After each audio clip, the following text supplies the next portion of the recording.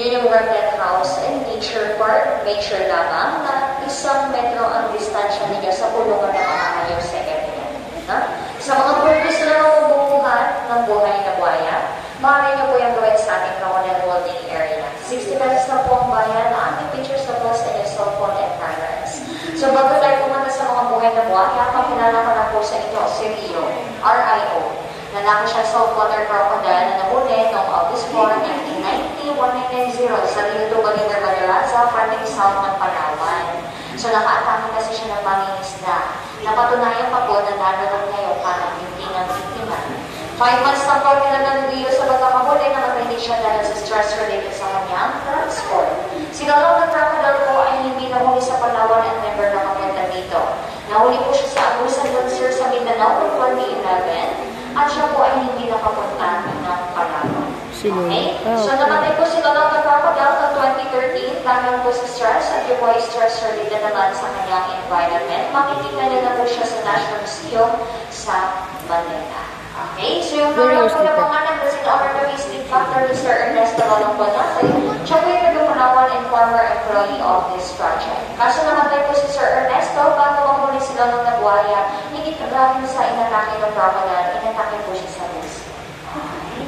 So as for this skin, this is the real skin of Rio. Pero hindi na po yung magagamit pang bags, bells, wallets, no? 3 to 5 years old lang na batang saltwater crocodiles ang ginagamit sa ganong produkto.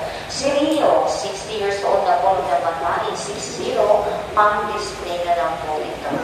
Okay? Ang next stop na po natin, bagets na buhala. Makinig po ang lahat. Makinig ka. Para sa inyong kaligtasan. Pwede po kayo mag-picture, pakipatan yung flash. And then sige, subukan mo magalaw dyan.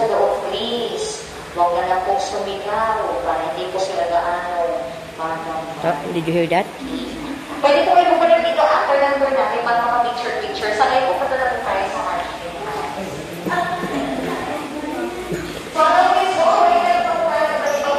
Tungkol sa mga buhaya, pwede nyo di po ikapalingan ng basahin after number natin. Guys, dito po sa Pilipinas, meron naman po tayong 2 uri ng buhaya.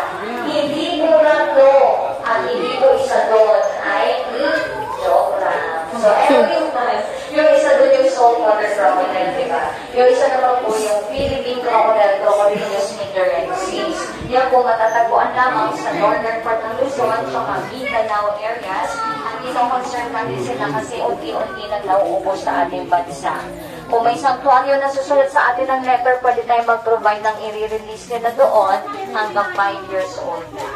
Walang letter, dito lamang po sila para malinaw tayo doon. Wala pong nilalabas dito. Ha? Okay. Ano po yun? Ano po yung tinatawag?